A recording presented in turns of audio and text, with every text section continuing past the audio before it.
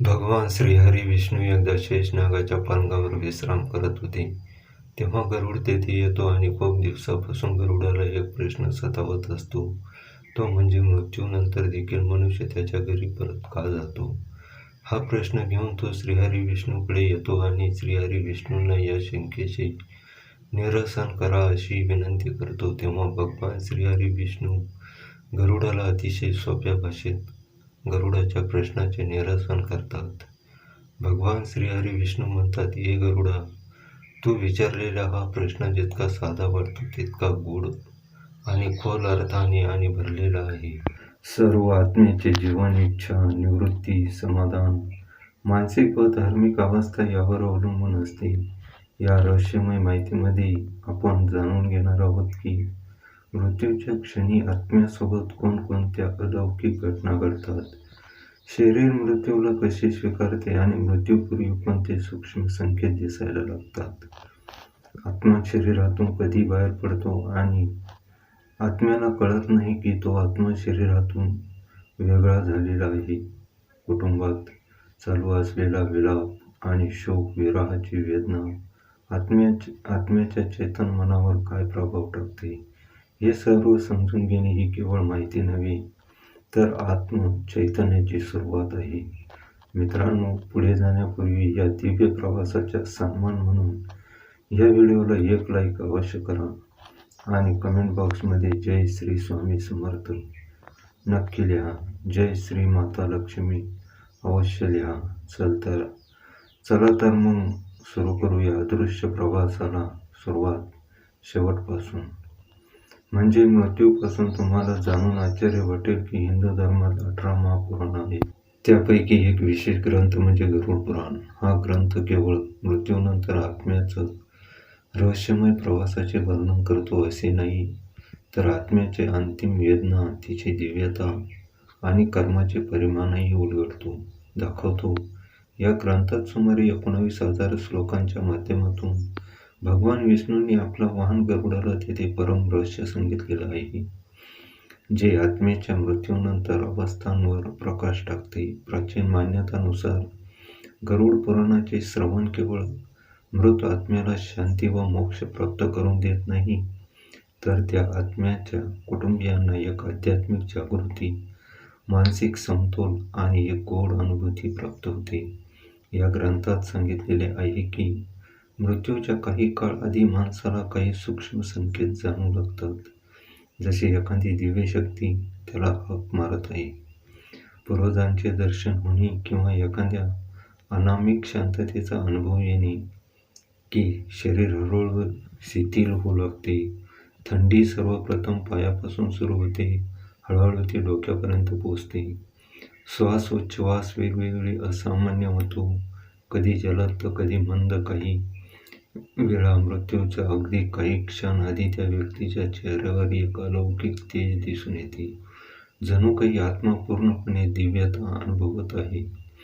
जेव्हा जीवनाची ज्योत विझते तेव्हा आत्मा ऊर्जेचा त्या अंतिम लहरीतून बाहेर येतो, पण त्याला हे कळत नाही की आत्मा शरीरातून वेगळा झाला आहे. ज्यांचे शुभ कर्म असते त्यांचे आत्मा सहजतेने शरीर सोडते, पण त्यांच्या पापाचे प्रमाण जास्त असते त्यांच्यासाठी हा क्षण खूप दुःखदायक व क्लेशदायक ठरतो. आत्मा बाहेर पडल्यावर शरीर शांत आणि थंड होऊन जाते, पण आत्मा भ्रमित अवस्थेत असतो. तो म्हणतो, मी जिवंत आहे, पण कोणी मला का बघत नाही. तो आपल्याच आप्तजांना म्हणतो की ज्यांच्याशी बोलतो, पण त्यांचा आवाज शून्यात विरून जातो. त्याला वाटते जणू काही स्वप्नच बघत आहे, पण ते स्वप्न नसते, ते त्याच्या चेतनाची एक नवीन अवस्था असते. जेव्हा घरात रडण्याचा, हंबरण्याचा आवाज घुमतो, तेव्हा आत्मा त्यांना थांबायला बघतो. ती सांगून पाहते की मी इथेच आहे, पण तो बोलू शकत नाही. तो फक्त हवेच्या लाटांमध्ये थरथरतो. काही आत्मा अवस्थत होतात, वेदना तडफडतात, त्यामुळे हवेमध्ये हलू लागतात आणि दरवाजा आपटू लागतात, आणि तो आत्मा स्वप्नात येऊन आत्मजांना दिसू लागतात. हे दृश्य केवळ एक पौराणिक संकल्पना नाही, तर आपल्या संस्कृतीतील मृत्यूनंतरच्या प्रवासावरचे एक गंभीर आणि आत्मचिंतनास प्रवृत्त करणारी आध्यात्मिक समज आहे. एक संदेश घेऊन आत्मा असे नेते की तिला शांती मिळावी. हा रहस्य फक्त मृत्यूचा नाही, तर जीवनाचा गोड आणि खोल अर्थाचा संकेत. कोणते? भगवान श्रीहरी विष्णू म्हणतात, यमदूत कधी आणि कसे येतात? मृत्यूच्या काही वेळानंतर आत्मा एक वेगळी हालचाल अनुभवतो. त्याला अचानक जाणवू लागते की काही अदृश्य, सामान्य दृष्टीला न दिसणाऱ्या शक्ती त्याच्या आसपास येत आहे. पण आत्मा पुण्यवान असेल तर दिव्य तेजाने भरलेले देवदूत त्याला सन्मानपूर्वक स्वर्गाकडे नेण्यास येतात. पण जर तिचे कर्म अंधारमय पापाने भरलेले असेल, पापाचा घडा भरला असेल, तर भयंकर यमदूत येतात. त्यात मला पकडून तिच्या भय, किंचाळी यांनी भरलेल्या अवस्थेत नरकाच्या दिशेने घेऊन जातात. पण ही यात्रा इथे संपत नाही. सर्वप्रथम आत्म्याला त्याच्या संपूर्ण आयुष्याचा आरसा दाखवला जातो. प्रत्येक पुण्यकर्म तिच्या चेतनेत समाधान, आधार आणि प्रकाशाचे ज्योत पेटवतो, तर प्रत्येक पापकर्म तिला भीती आणि पश्चातापाने व्यापून टाकतो. यामुळे हळूच सांगतात, आता तुझा हा मनुष्यलोकातील वेळ संपला आहे. भगवान विष्णू म्हणतात, ये गरुडा, आता जाणून घेऊया एक गोड काळ जो आत्मा मृत्यूनंतरच्या 13 दिवसापर्यंत अनुभवते. गरुड पुराण सांगतं की मृत्यूनंतर आत्मा अजून 13 दिवस या लोकांतच राहतो. पण ती स्थिती सामान्य नसते. तो गूढ आणि अदृश्य प्रवासाचा प्रारंभ असतो. पहिले 3 दिवस हे भ्रममोह आणि अज्ञानाचे दिवस असतात. आत्मा आपल्या मृत्यूला स्वीकारत नाही. ती आपल्या घरातच भटकत राहते. आपल्या प्रियजनांना बोलण्याचा प्रयत्न करते. आत्म्याला वाटते की आपल्या प्रियजनांना बोलून आपण समजावून सांगावं की मी तेच आहे. पण तिचा आवाज कोणालाच ऐकू जात नाही. जर मृत्यू वेदनादायक, दुःख किंवा हिंसक असेल, तर आत्मा स्वस्थतेने वेदनांना आणि गोंधळलेला भरून जाते. 4थ्या ते 10व्या दिवशी आत्म्याला हळूहळू सत्याची जाणीव होऊ लागते. तिला समजते की आता ते शरीराचा भाग राहिलेला नाही. जर कुटुंबाने धार्मिक विधी नियमानुसार क्रिया केल्या असतील, तर आत्म्याला थोडा आराम मिळतो. पण ज्या आत्म्याची इच्छा अपूर्ण राहिलेली असतात, त्या अशांत आणि अस्थिर राहतात. 11व्या आणि 13व्या दिवशी आत्म्याला निरोपाचा काळ येतो. त्यावेळी पिंडदान आणि श्राद्धच्या कर्मामुळे आत्म्याला पुढील लोकांचे दरवाजे उघडतात. ज्या व्यक्तींनी जीवनात धर्म आणि पुण्य कमवलेले असते, त्याला देवदूत स्वर्गाकडे जातात. पण ज्यांच्यावर पापाचे ओझे असते, त्याला यमदूत नरकात घेऊन जातात. आता पाहूया आत्मसंकेत कसे देते. जेव्हा एखादी आत्मा मोहात अडकलेली असते, तेव्हा ती अनेक रहस्यमय संकेत देते. जसे की स्वप्नात येणे, घरात अचानक दृश्य सुगंध पसरवणे, दिवे आपोआप लागणे किंवा विझणे, अचानक थंड वाऱ्याचा झोत जाणवणे, विशेष सुगंधित वास येणे, हे सर्व आत्म्याची मोहन हा काजू शकते. गरुड पुराण सांगते की मृत्यूनंतर आत्मा स्थूल शरीर सोडतो, पण त्याची चेतना टिकून राहते. ती बघू शकते, ऐकू शकते, पण बोलू शकत नाही, कारण तिच्याकडे ध्वनी निर्माण करणारे शारीरिक अवयव पुरत नाही. पण जेव्हा भावना तीव्र असतात, तेव्हा अपमान न बोलता संवाद साधते. कधी ते स्वप्नामध्ये येतात, कधी कोणता दिव्य सुगंध जाणवतो, कधी घरातील उपकरणे आपोआप बंद किंवा सुरू होतात.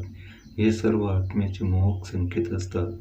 मोक्षप्राप्त आत्मा परमात्म्याच्या विलीन होते आणि पुन्हा परत येत नाही. जो आत्मा स्वर्ग किंवा नरकात जातो, ती आपल्या कर्माचे फळ भोगते आणि पृथ्वीवरील व्यवहारात सहभागी होत नाही. मात्र ज्या आत्म्याची इच्छा पूर्ण राहिलेली असतात, त्या आत्मा इथेच भटकत राहतात. त्या कधीकधी संकेत देऊन मदतीची अपेक्षा करतात. गरुड पुराण सांगते की आपले पूर्वज पितृ लोकांत वास करतात आणि जेव्हा त्यांच्या वंशजाकडून श्रद्धेने तर्पण किंवा श्राद्ध केले जाते, तेव्हा ते प्रसन्न होतात आणि आशीर्वाद देतात. जर कुटुंबावर एखादं संकट येणार असेल, तर पितरांचा आत्मा काही संकेत देतो की स्वप्न कधी अंतर्मनातून जर एखादी दिव्यगत आत्मा पुन्हा पुन्हा स्वप्नात येत असेल, तर समजा की आपल्याला काही संदेश द्यायचा आहे, प्रयत्न करत आहे. गरुड पुराणानुसार हे स्वप्न योगायोग नसतं, तर एक सूक्ष्म संदेश असतो. अनेकदा लोक सांगतात की ते अचानक एखाद्याचा अपघात होताना वाचलो किंवा त्यांना वाटलं की एखादी अदृश्य शक्ती त्यांच्यासोबत आहे. ती शक्ती कदाचित आपल्या पूर्वजांची आत्मा असते, जी संकट काळात आपली रक्षा करते.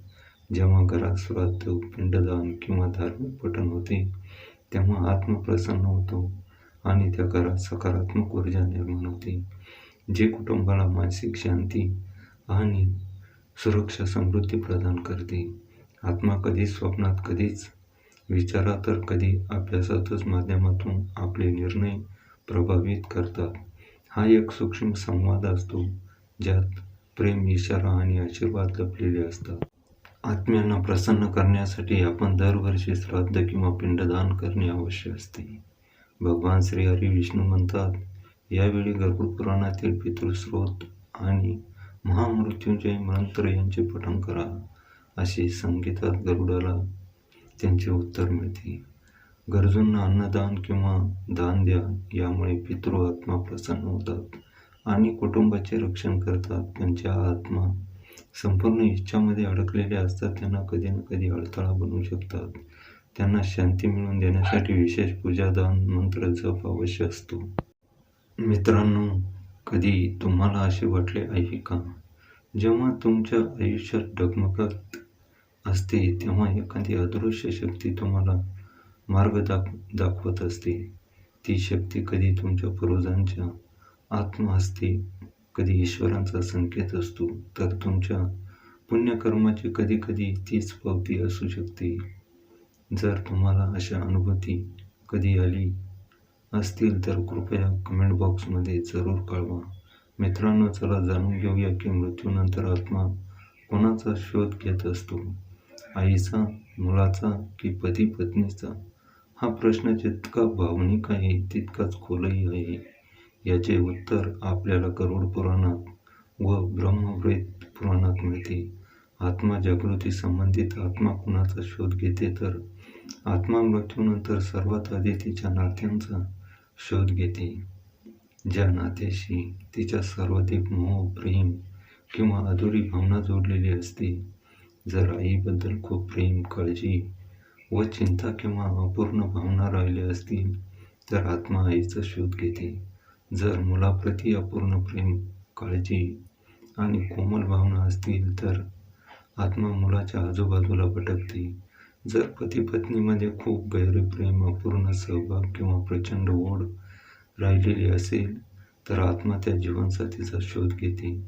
आत्मा नात्याच्या नावाने नव्हे, तर भावनेने ओढले जाते. मृत्यूनंतर आत्म्याला कोणाचंही नाव, पद, ओळख लागत नाही. ते केवळ एक भावना, एक ऊर्जा स्वरूप असते. ती व्यक्तीकडे खेचली जाते, जिच्याशी तिच्या सर्वात मोठा संकल्प, मोह अथवा अधुरी, अतूट अशी भावना जोडलेली असते. गरुड पुराण काय सांगते? गरुड पुराणात आत्मा मृत्यूनंतर 13 दिवसापर्यंत आपल्या प्रियजनांमध्ये राहतो. तो कधी आईकडे, कधी पती-पत्नीच्या जवळ, कधी मुलांकडे. ज्या ज्या जागी तिच्या आठवणी आहेत तिथे भटकते, पण शेवटी त्या जागी किंवा त्या व्यक्तीकडे खेचली जाते जिथे तिचे मन सर्वाधिक अडकलेले असते.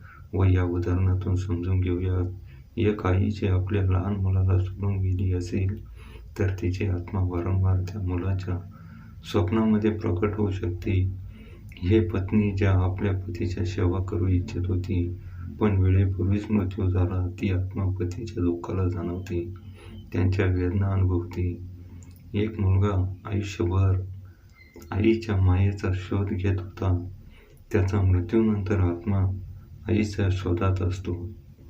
निष्कर्ष, मृत्यूनंतर आत्मा आई, मुले किंवा पती-पत्नी यांपैकी त्यांच्याच व्यक्तीकडे खेचला जातात. जिच्याशी सर्वात खोल भावना, प्रेम, मोह, दुःख किंवा अधुरी इच्छा जोडलेली असते. तिथे भावना खोल असतात, तिथेच आत्मा खेचली जाते. कोणतेही असो, नाते कोणतेही असो. मित्रांनो, जर ही आत्म्याची गूढ भावनिक यात्रा तुमच्या हृदयाला स्पर्शून गेली असेल, तर कृपया हा व्हिडिओ आपल्या प्रियजनांबरोबर शेअर. आणि जर तुम्हाला वाटत असेल की अशा दिव्य सत्यांनी तुमचे जीवन प्रकाशमय व्हावे, तर प्रेमाने बोला, जय श्री स्वामी समर्थ. असेच आध्यात्मिक आणि मनाला स्पर्श करणारे व्हिडिओसाठी आमच्या चॅनलला आजच सबस्क्राईब करा. पुन्हा भेटूया एक नवीन व्हिडिओमध्ये. संपूर्ण व्हिडिओ पाहिल्याबद्दल तुमच्या सगळ्यांचे मनापासून खूप खूप खूप धन्यवाद.